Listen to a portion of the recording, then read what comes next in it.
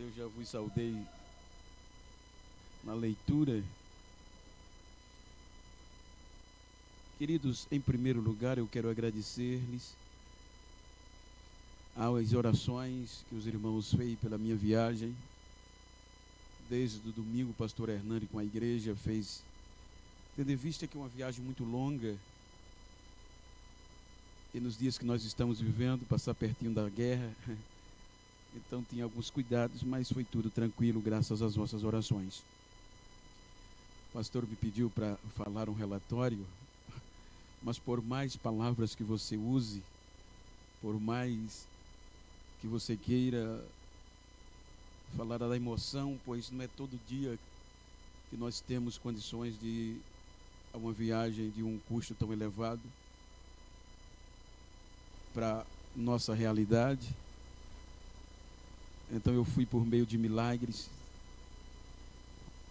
e Deus assim o quis, mas cheguei em paz, tudo dentro do conforme. E mais uma vez quero agradecer ao meu pastor, pois quando o projeto, a intenção, fez 2 anos, mais de 2 anos que eu o procurei, e externei a alegria e a vontade de ir a Israel. Isto era 2018, antes da pandemia, e ele assim me autorizou.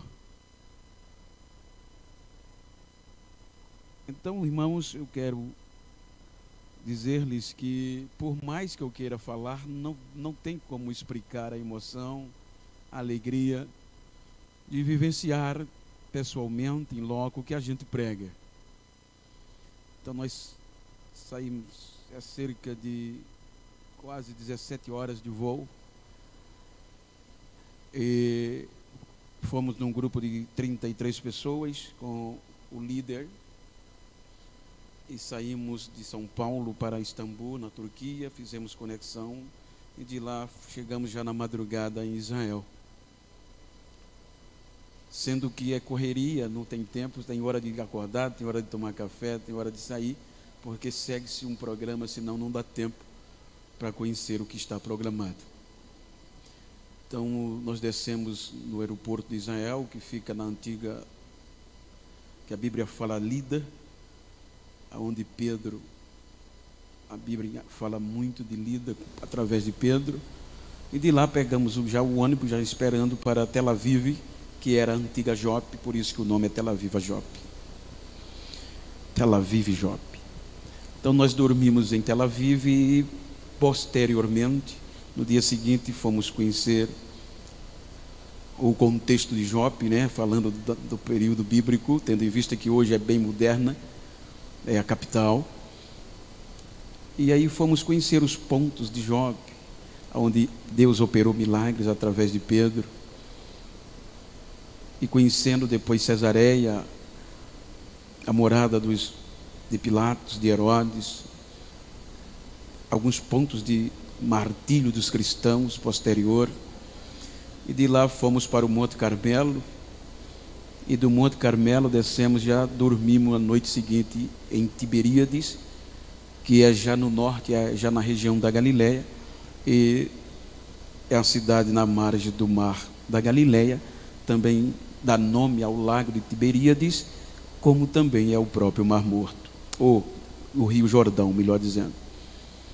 Então, no dia seguinte, nós fomos para Magdala, depois seguimos para Cafarnaum, e de lá para Caná da Galileia, onde Jesus fez o casamento, conhecendo toda a história bíblica, e fomos para onde Jesus fez os sermões, o monte, os acontecimentos,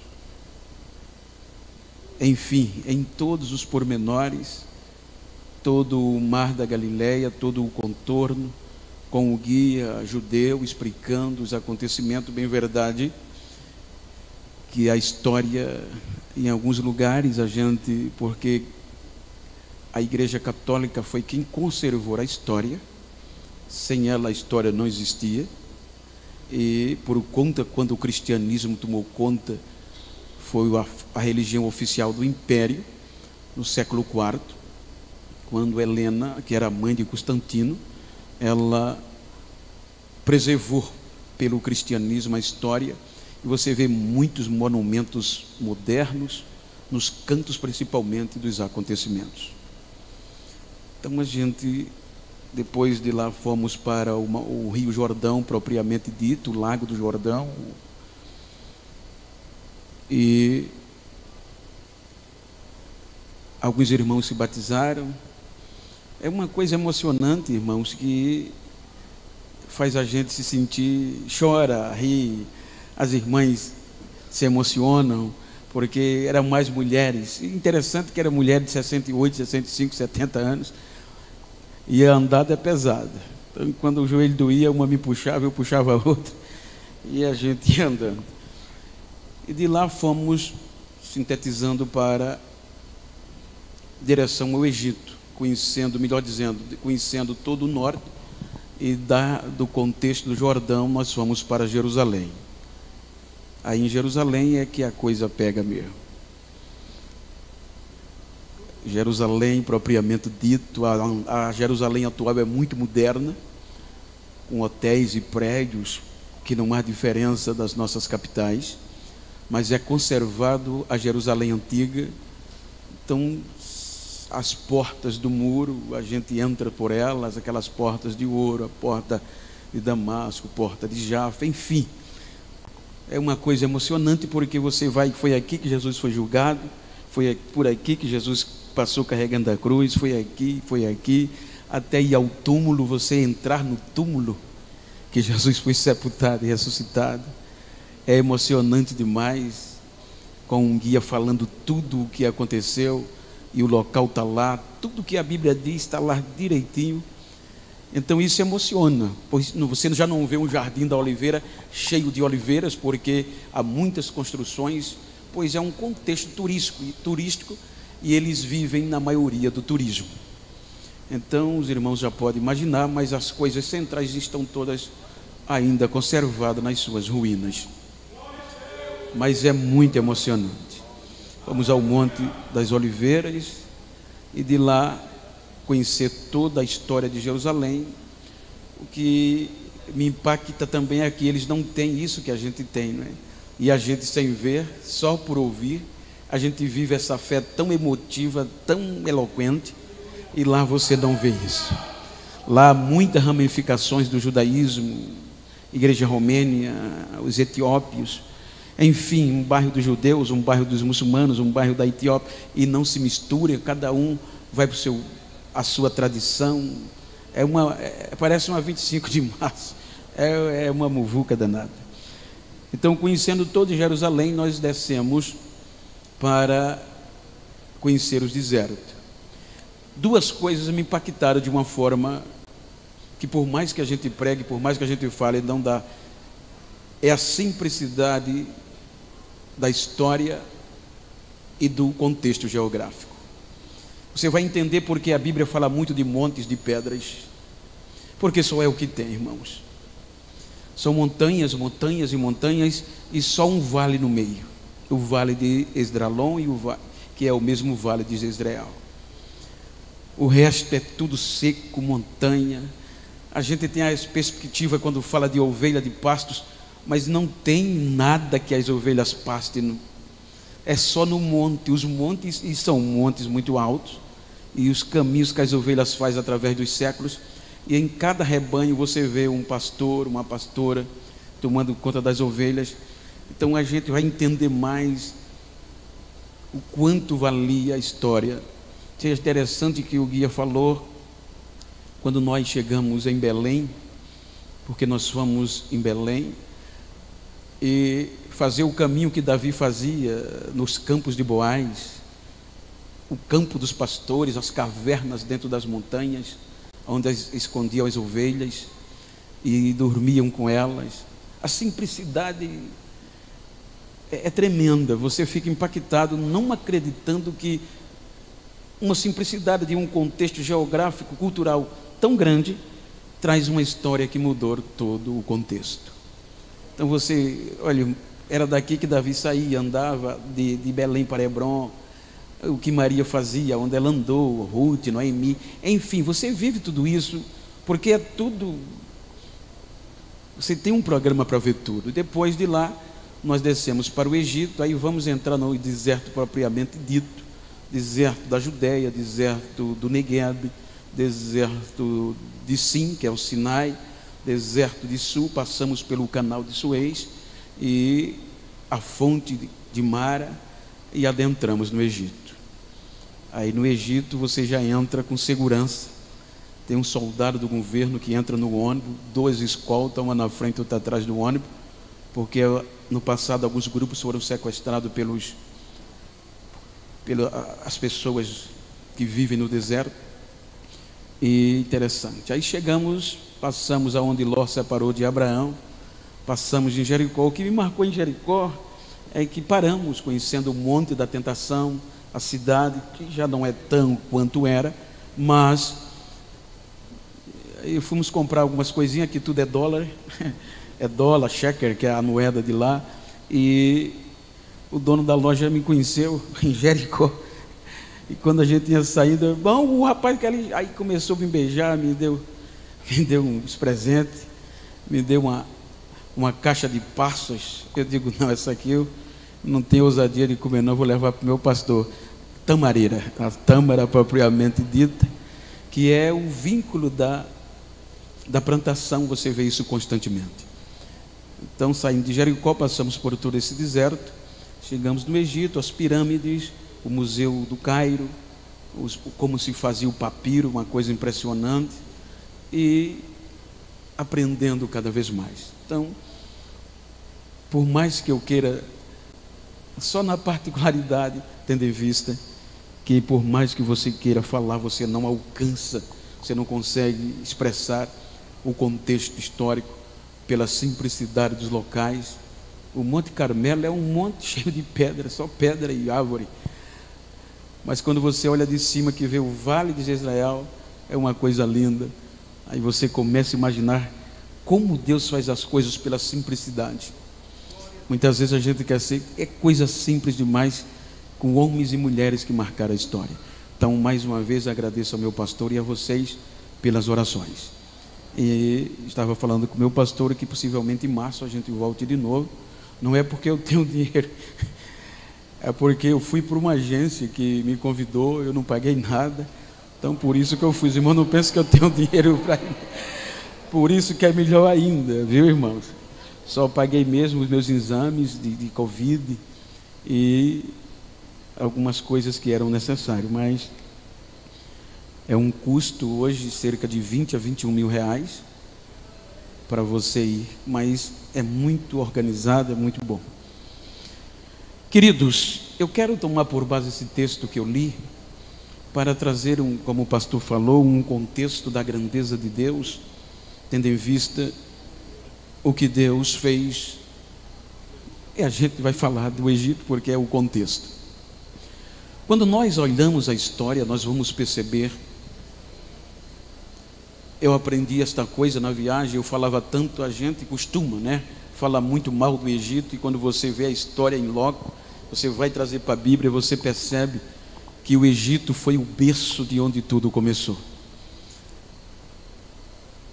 É o contexto mais antigo do mundo em termos cidade. Então eu estava lendo o contexto e vivenciando, me veio este tema, e o pastor me deu a oportunidade para ler, e eu li, tendo em vista algumas observações. Se nós analisarmos o contexto, Abraão desceu ao Egito. Por quê? Porque o Egito na época era como se fosse os Estados Unidos hoje. Era o centro do mundo. Então tudo que acontecia era o Egito. Quando a prosperidade era o Egito. Tendo em vista que Faraó era tido como Deus para os egípcios, ou um representante de Deus, por isso que Ramsés, que vem de Sol, Ra. Então, no contexto bíblico histórico, ele, para os egípcios, era um representante de Deus, e como a maior potência, ele o Egito predominava tudo. Os irmãos hão de convir que quando a fome veio a Abraão, no deserto, no Canaã, quando você anda, você vai perceber, irmãos, não tem como explicar. Um lado é o mar vermelho, e saiu do mar vermelho é areia e é deserto, que esconde a vista e as montanhas. Então, quando a fome bateu no deserto, aí Abraão desce ao Egito. Tudo acontecia no Egito. Você vai perceber que quando a fome veio no período de Isaac, a proposta de Isaac com Jacó e Isaú e a família era descer para o Egito. Aí Deus interveio.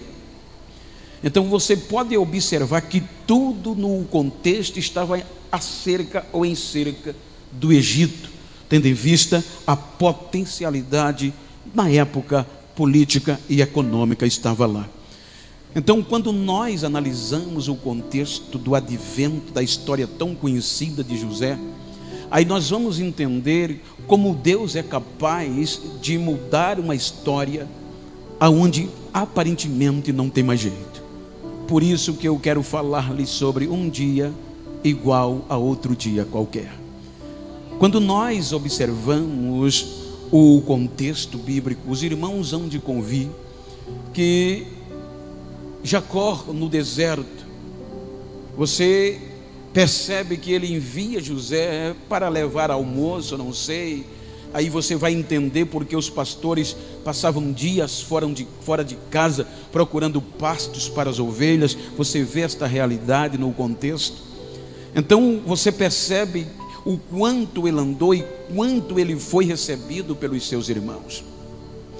A Bíblia mostra a história de José, que na ótica humana é incompreensível. Um jovem de 17 anos, Anderson, um jovem de 17 anos ser jogado em um deserto daquele, ser abandonado em uma cisterna, ser abandonado de uma forma obscura, de uma forma dolorida, ferrenha de abandono. Então a gente vai caminhar todos os processos de sofrimento e sem entender o que Deus estava querendo fazer para salvar este projeto.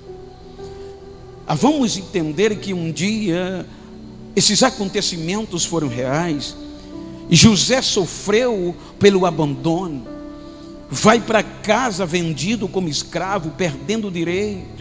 E o interessante é, se você for ler a Bíblia, você vai observar que posterior, por mais de 160 vezes, Deus falou com Moisés, como falava com um amigo cara a cara. Mas no contexto de José, você não vê a Bíblia falando que Deus falava com ele. Porém, a Bíblia diz que em todos os momentos, Deus estava com ele. Porque o projeto era de Deus, era Deus que queria para salvar todo o contexto. Você pode observar que todas as vezes que Deus precisa fazer algo que é necessário para o contexto coletivo, alguém vai ter que submeter-se à sua vontade. Então é quando a gente entra no contexto bíblico que vê a história, por exemplo, chega neste grande, que era o sonho de todo mundo, mas ele vai chegar no Egito como escravo. Ele chega no Egito como escravo. E eu achei interessante que o guia que nos estava tornou-se meu amigo, Samuel Gabala. Ele é um arqueólogo de cerca de 30 anos de profissão, e ele disse para mim, a gente que prega, qualquer palavra, tudo a gente já vai pensando em mensagem, vai pensando no contexto. Estou usando o que ele disse, não pelo contexto da mensagem. É que quando aquele contexto do advento na casa de Potifar não faz uma análise de quem era José, simplesmente o põe, e ele mostra que a sociedade daquela época, as mulheres tinham peso, as mulheres, era uma sociedade feminista, era uma sociedade em que as mulheres tinham voz de peso. Por isso que quando a mulher acusou José, Potifar não tinha, você vê que biblicamente, ele não tinha como refutar nem desfazer, porque a voz da mulher era muito potente naquela época. Então, quando nós analisamos o contexto, eu estava lendo na viagem nesses dias, hoje mesmo eu li o contexto, só estou dando uma síntese da Bíblia, para mostrar para você que não são a adversidade que faz Deus desistir de nós, não são os nossos momentos de fraquezas, de delírios na ótica humana que faz Deus desistir de nós. Estou dizendo isso, falando, pregando, não vim, queria até ouvir o meu pastor, mas ele pediu para que eu falasse. Talvez nesta noite você estar aqui, você está me ouvindo pela internet, querendo desistir sem entender a circunstância. Não desista não, porque Deus tem coisas maiores para fazer por meio de você. Então a Bíblia mostra, veja que o contexto, eu estou só falando em síntese, ele é muito grave. Porque você vê que é só sofrimento, cisterna, casa de Potifar, acusado injustamente, sem ter direito à defesa, sem ter direito a se defender, é condenado ao cárcere, é condenado a vestir uma roupa de prisioneiro, digamos assim, é condenado a jogar-se no meio dos mais periculosos assassinos, criminosos, jogado em uma prisão como infrator, como desonesto. Mas a Bíblia diz que Deus era com ele, porque o projeto era de Deus. Então é quando vem o advento que nós lemos, é nesta prisão, é neste caos que, por ocasião, não, eu quero acreditar que não por coincidência, é quando o faraó despede e joga na prisão o copeiro e o padeiro, e é quando eles encontram José naquele contexto. Veja que se você fazer uma análise, sem aquela cisterna, não teria uma prisão. Sem aquela prisão não teria o sonho interpretado. Veja que é uma coisa seguindo a outra.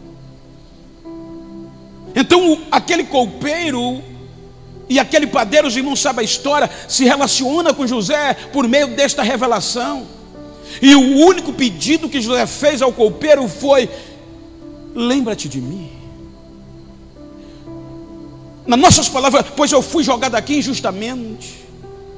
Você vai servir de novo a Faraó, então fala ao meu favor a ele, dizendo que eu fui jogado aqui sem ter culpa, eu sou inocente, lembra-te de mim. E o copeiro fez uma promessa que lembraria. O copeiro fez uma promessa que lembraria,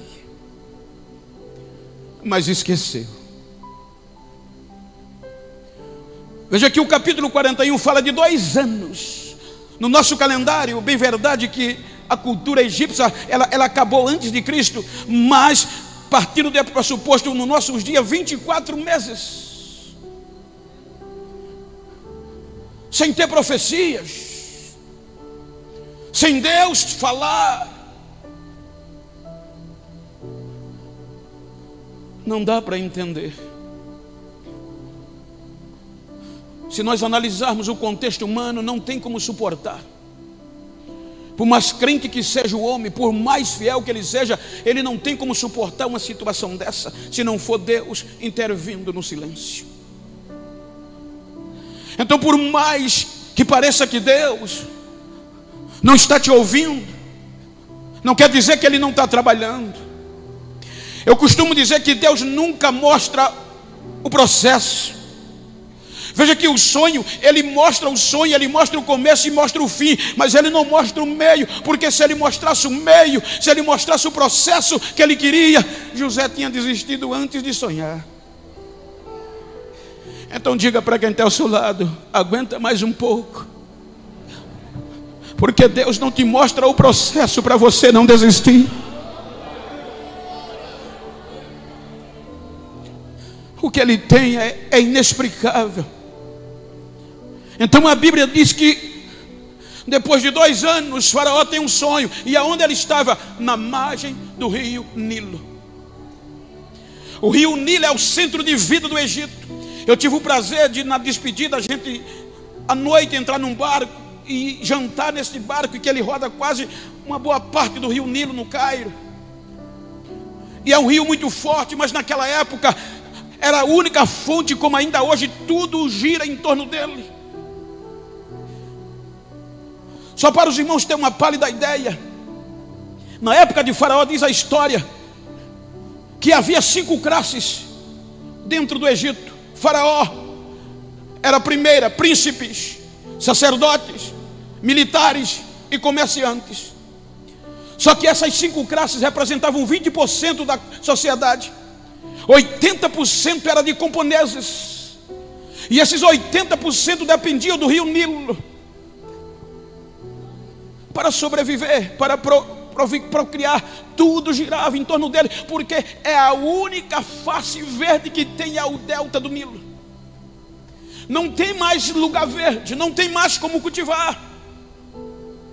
Então 80% girava em torno disso, tendo em vista que eles dependiam da chuva, e a chuva vinha no meio de julho, e quando vinha era com enxurradas. Só que quem aproveitava isso aqui, eram 3 meses, cultivava. Quando a enxurrada passava, a água desaparecia. Então eles só tinham o cultivo de 3 meses, passavam cerca de 8 a 9 meses sem produzir. Dependiam desses últimos 3 meses. Então, quando o Faraó tem uma visão do caos que estava por vir, que Deus dá, ele está na margem do Nilo no sonho, e ele vê o tempo difícil e não entende, e o tempo de fartura, mas ele não discerne. Aí, como um dia igual outro qualquer, o sonho vem. Um dia igual a outro qualquer. O dia que o sol nasceu como outro qualquer. Um dia que a noite veio como outro qualquer. Veja que Deus não fez mudar o planeta, a atmosfera, o sol nasceu. Foi um dia igual ao outro. Aí Faraó tem o sonho. E por mais os sábios, por mais os intérpretes inteligentes que fossem, a Bíblia diz que eles não discerniram. E quando eles não discerniram, aleluia, aí o copeiro diz: lembro-me dos meus erros. Um dia igual a outro qualquer, lembro dos meus pecados. 2 anos depois, ele disse que quando estava na prisão, conheceu um jovem hebreu que tinha o dom de interpretar sonhos, e tudo o que aconteceu foi verdade. Aí um dia como outro qualquer, a mensagem chega no cárcere. Isso implica dizer, só de esquecimento foram 2 anos de prisão, fora os outros que ele já estava quando o copeiro e o padeiro chegaram. Imagina quantos anos jogado numa prisão sem Deus falar com ele. Hoje a gente quer desistir por uma pressão. Hoje a gente quer desistir porque não cantou o hino que a gente queria, a gente não teve oportunidade de pregar. Hoje a gente quer desistir porque o pastor fez uma cara feia. Desista não, minha irmã, desista não, meu irmão. O projeto é de Deus, e Deus não vai, mesmo o silêncio dele, ele não desistiu de você. É por isso que você está aqui hoje, eu estou aqui hoje falando diretamente ao teu coração, meus teus ouvidos. Não desiste, porque o homem pode esquecer, mas Deus não.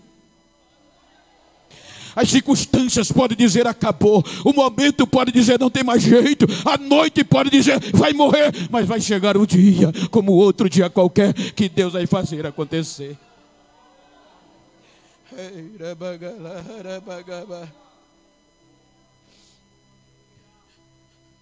A notícia chega de forma especial. Como os egípcios não usavam cabelo, porque cabelos para ele era imundícia, José se barbeia, tira o cabelo, para se apresentar a Faraó. Aleluia. E interpreta o sonho. Olha o que Deus faz. 7 anos de fartura e 7 anos de fome. Diante das mais altas classes, um prisioneiro, diante da principal Faraó, diante dos príncipes de Faraó, diante dos sacerdotes, diante dos militares.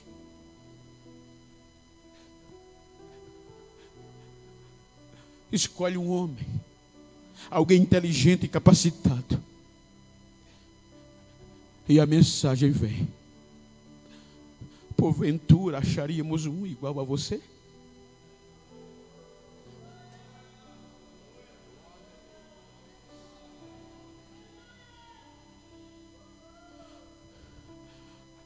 Porventura acharíamos algum em qual habitasse o Espírito de Deus?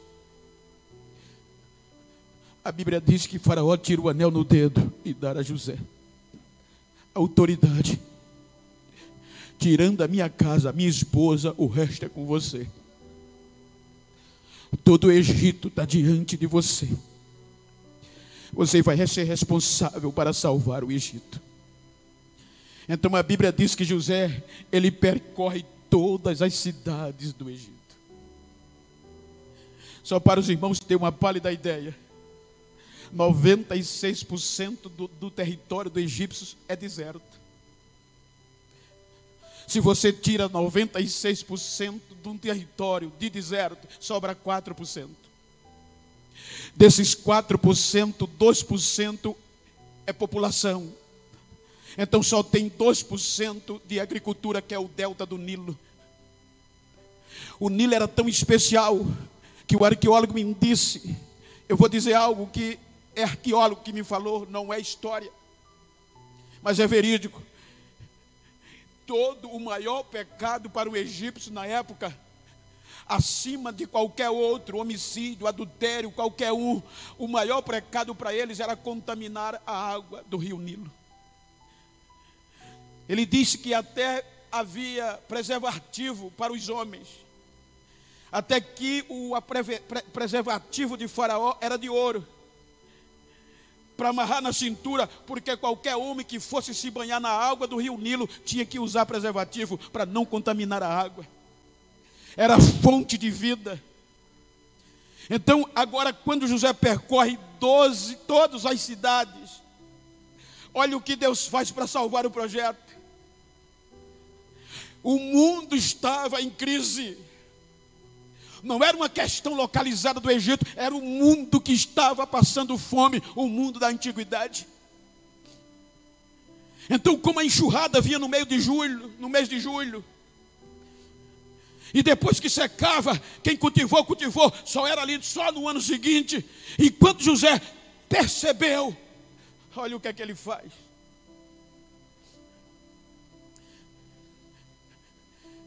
Ele agora vai cavar depressões, com muito custo, mas ele agora, depois de Faraó, era quem mandava.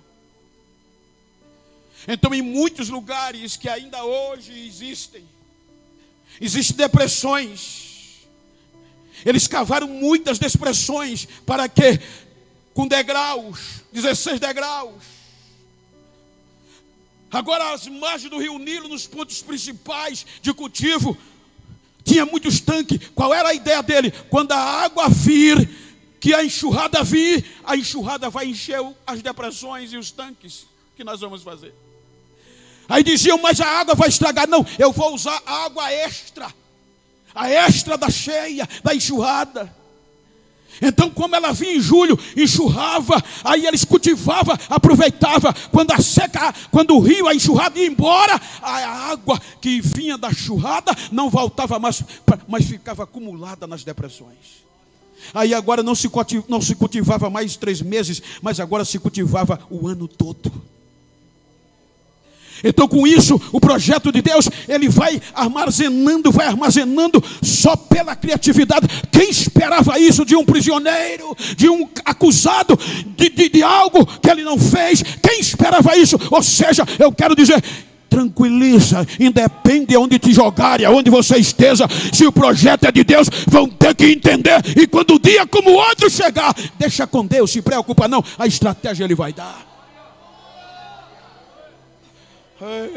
Só para provocar, diga para quem está ao teu lado, te prepara. Não desiste não pelas circunstâncias, porque quem não acreditava vai ter que ouvir falar de você.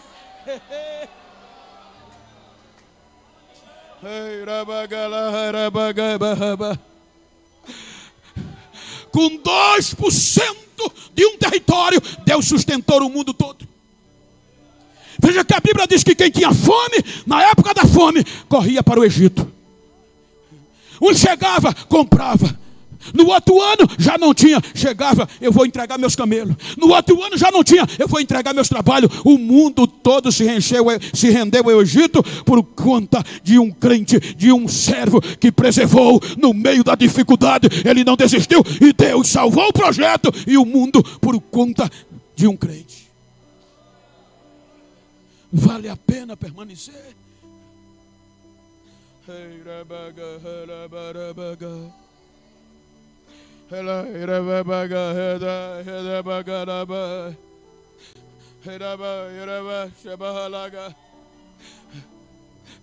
Vale a pena. Vale a pena não desistir. Você pode estar mais seu dia hoje sem suportar, questionando. Aleluia. Mas um dia como outro qualquer, as coisas mudam. A Bíblia em outra versão diz, naquele dia Faraó sonhou. Aí a Bíblia diz no versículo 9, em outras versões, naquele dia o copeiro se lembrou. Um dia como o outro qualquer, vale a pena não desistir. O dia de amanhã pode acontecer o que você está esperando.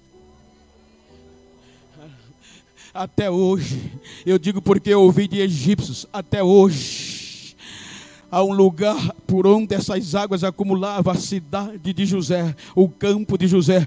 E o egípcio me disse até hoje, não só um, disse até hoje, os melhores frangos, os melhores ovos, a melhor carne vem de lá para suprir o Egito. Isso é Deus que faz, isso é Deus que faz, vale a pena a gente não desistir.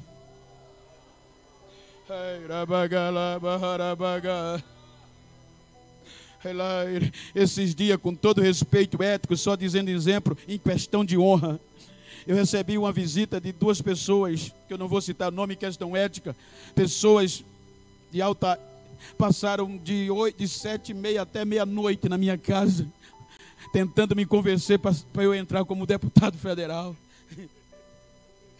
Bento, você tem um nome, não só Alagoas, você tem peso, então você é o cara, você é o homem da vez, você vai. Eu digo, vou não.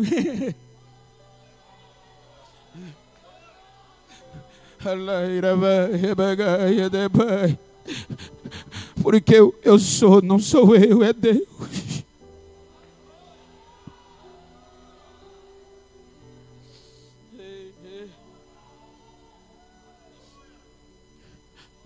Então não desista, irmãos.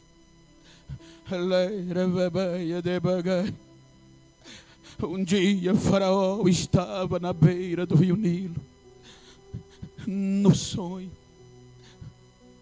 Um dia ele sonhou, e quando ele sonhou, já fazia anos que o crente estava na prisão.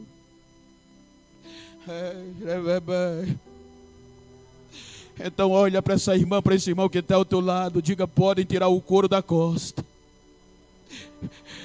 Diga, podem bater, mas desistir jamais. Diga para ele, nós não somos dos que voltam. Nós somos dos que avançam. Nós não retrocedemos, nós avançamos.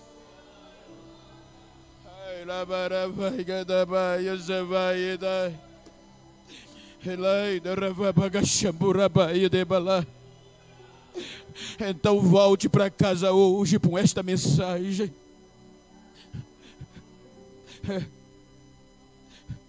Que Deus é atemporal, Ele não depende do dia e da noite para lembrar. Tudo é um processo, não vai morrer. Lágrima vem, choro vem, vontade de desistir vem, esquecimento vem, abandono vem, mas Deus não desiste, Ele sempre vai estar com você.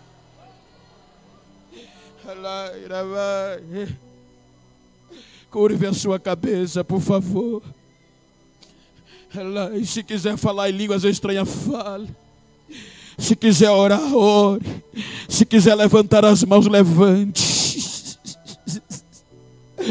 Você é o projeto de Deus. Você é o projeto de Deus. Você tinha tudo para não estar na igreja. Você tinha tudo para não estar aqui. Você tinha tudo para estar na balada. Você tinha tudo para fazer o que quer. Mas algo te segura. Algo nos segura. Não é nós, é Deus, é Deus, é Deus. Porque nós somos projetos dEle.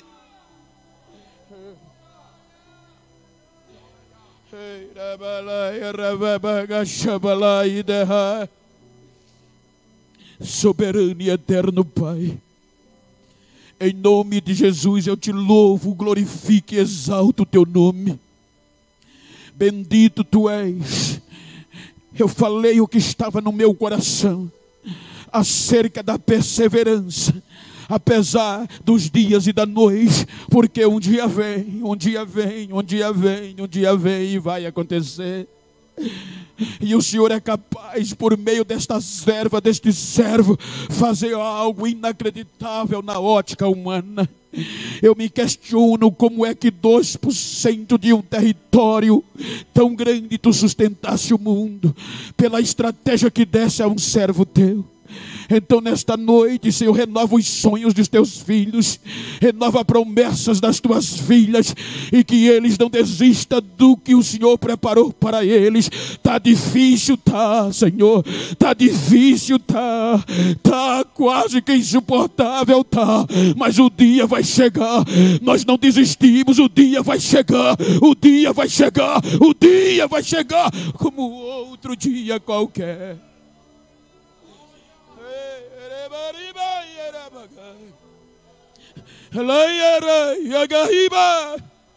Coloca a mão desse crente, dessa crente que está do teu lado e diga: desistir jamais, desistir jamais.